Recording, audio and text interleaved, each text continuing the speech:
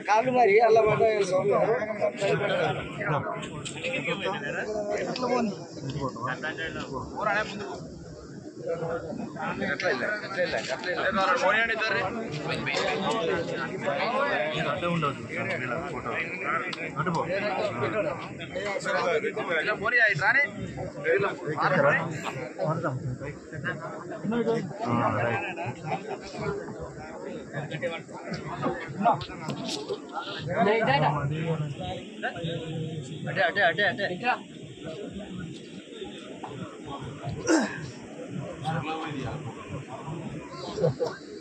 పడాలంటే చెర్ల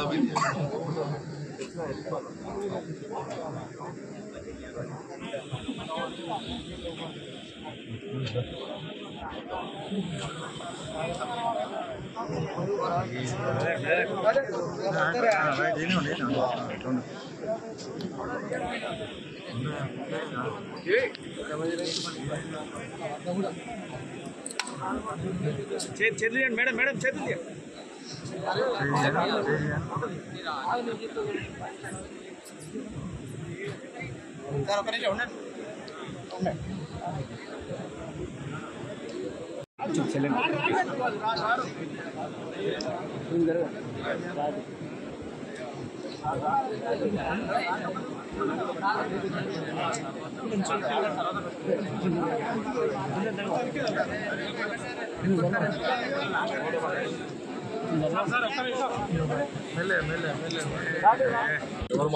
కాకతీయ రాజులు మన ప్రాంత రైతు సోదరులకి సుమారు 3 టీఎంసీల సామర్థ్యం కలిగిన చెరువును ఏర్పాటు చేసినారు, నిర్మాణం చేసినారు.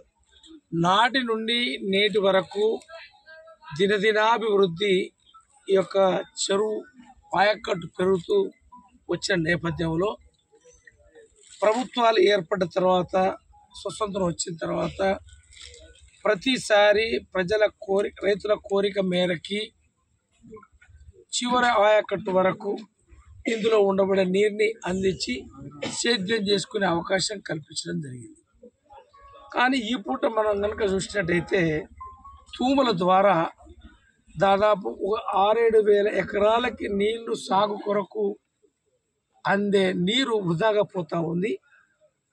వెంటనే ఈ సీజన్లోనే నీరును వృధా పోయే నీరునన్నీ కూడా ఆపేసి వచ్చే ఖరీఫ్ కాలానికి రైతులకి ఈ నీరును వృధా పోకుండా మరమ్మతులు ఏర్పాటు చేయడానికి ప్రయత్నం చేద్దాం ఉన్నాం. నెంబర్ 1 ప్రాధాన్యతలో, మొదటి ప్రాధాన్యతలో నెంబర్ 1. నెంబర్ 2, ఈ యొక్క చెరువు ఆ రోజు నిర్మాణం చేసింది ప్రభుత్వ ఆస్తి. ఆ రోజు అడవి ప్రాంతం అయినప్పటికీ నాటి నుండి మొన్నటి వరకు కూడా ఏదైతే నీటిపారుదల శాఖ ఆధ్వర్యంలో నిర్మాణం కానీ, దీని మరమ్మతులు కానీ, పర్యవేక్షణ కానీ ఉండే. గత కొంతకాలం నుంచి టూరిజం పేరుతో ఒకప్పుడు ఐటీడీఏ వాళ్ళు సంబంధం లేకుండా సాంకేతికపరమైన వివరాలు కానీ, దానికి సంబంధించిన అభివృద్ధి కానీ తెలియకపోయినప్పటికీ 2 గోడలు కట్టడం, నిర్మాణం చేయడం, కొంత యొక్క కట్టకి శుభ్రంగా లేకపోవడం, పటిష్టత కోల్పోయినట్టుగా ఈరోజు మేము భావిస్తూ ఉన్నాం. కట్ట మరమ్మతుతో పాటు తూములని లీకేజీ అరెస్ట్ చేయడం, ఒక చుక్కపోకుండా కట్ట మరమ్మతు చేయడంతో పాటు చివరి ఆయకట్టు వరకు ఆ రోజు కాలువలు దవ్వినాయి. సుమారు ఏదైతే కాకతీయులు నిర్మాణం చేసిన సందర్భంలో 4-5 వేల ఎకరాలకే డిజైన్ చేసిన కాలువ పెరుగుతూ ఈరోజు సుమారు 30,000 పైచిలకు అన్ని కాలువలు సుమారు 5 కాలువలు ఉన్నాయి.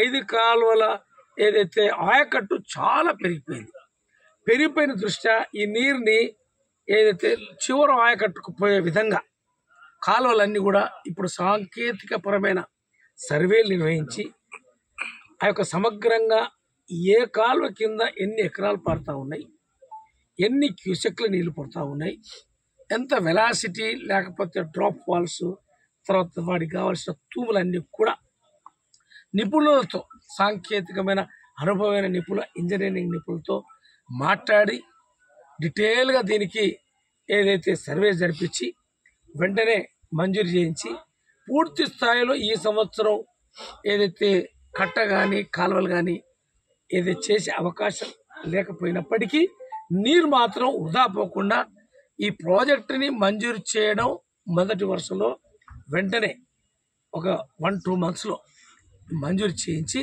ఈ యొక్క తూముల నీళ్ళు మాత్రం ఒక చుక్క పోకుండా వచ్చే ఖరీఫ్కి అందించే ఏర్పాటు చేయబోతా ఉన్నాం.